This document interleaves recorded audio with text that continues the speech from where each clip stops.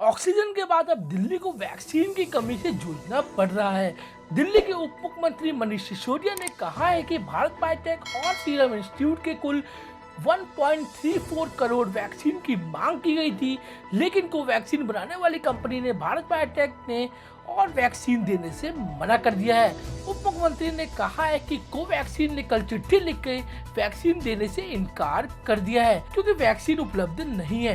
Covaxin की इस चिट्ठी ने साफ कर दिया है कि केंद्र सरकार ही तय कर रही है कि कहां कितनी वैक्सीन जाएगी। केंद्र सरकार को जिम्मेदारी लेनी चाहिए कि ये वैक्सीन एक्सपोर्ट नहीं की गई होती तो दिल्ली और मुंबई के हर व्यक्ति को 2 डोज वैक्सीन लग चुकी होती।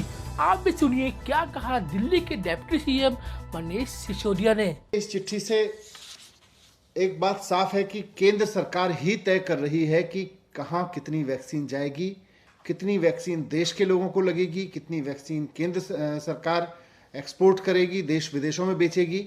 ये केंद्र सरकार तय कर रही है। जब केंद्र सरकार तय कर रही है तो फिर ये जिम्मेदारी लेनी चाहिए केंद्र सरकार को कि अगर वैक्सीन 6.5 करोड़ वैक्सीन एक्सपोर्ट नहीं की गई होती तो दिल्ली और मुंबई के एक एक आदमी को 2-2 बार डबल डोज लग चुकी होती अब तक वैक्सीन की। यह जिम्मेदारी भी केंद्र सरकार को लेनी चाहिए। आज कोवैक्सीन की सप्लाई तो उन्होंने मना कर ही दिया। हमारे पास में जितने भी रिजर्व था, जितना भी स्टॉक आया था वो खत्म हो गया है और हमारे पास इस वक्त कोविशील्ड के जितने सेंटर्स थे वो चल रहे हैं, लेकिन कोवैक्सीन के सेंटर्स हमें बंद करने पड़े हैं। 17 स्कूलों में करीब 100 से ज्यादा सेंटर्स हमको बंद करने पड़े हैं कोवैक्सीन के।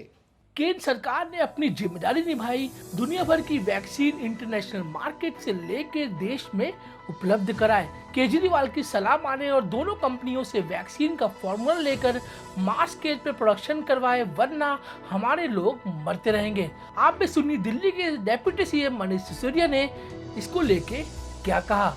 केंद्र सरकार की भूमिका है इस समय, वो निभाएं, एक्सपोर्ट सारा बंद करें। और जैसा अरविंद केजरीवाल जी ने कल माननीय मुख्यमंत्री जी ने कहा था कि इन दोनों कंपनियों की प्रोडक्शन कैपेसिटी लिमिटेड है, इनसे फार्मूला लेके सारी कंपनियों को, देश में जितनी भी कंपनियां वैक्सीन बना सकती हैं उनको सबको इसका फार्मूला देके मास स्केल पे प्रोडक्शन कराएं। नहीं तो ये 3rd wave, 4th wave, 5th wave में हमारे लोग वैसे ही मरते रहेंगे जैसे इस 2nd वेव में मरे। वैसे ही हमारे हालात खराब होते रहेंगे, किसी शहर के पहले होंगे, किसी के बाद में होंगे। लेकिन और ये वैक्सीन कंपनियां फिर कहती रहेंगी कि हम आपको सप्लाई नहीं दे सकते, हम तो सेंट्रल गवर्नमेंट के कहने पे देंगे। तो मैं फिर से रिक्वेस्ट करूंगा कि इस बात को ध्यान में रखते हुए कि केंद्र सरकार की भी जिम्मेदारी है, इंटरनेशनल मार्केट में जहां भी वैक्सीन उपलब्ध हो, जो भी वैक्सीन इंडिया में अप्रूव की जा सकती हो उसको अप्रूव करके इंटरनेशनल मार्केट से लेके देश में उपलब्ध कराएं।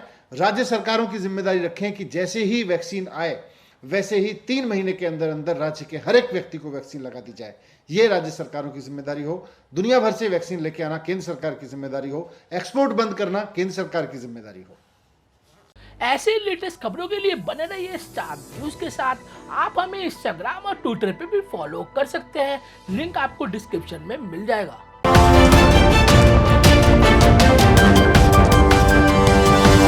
Audio Jungle.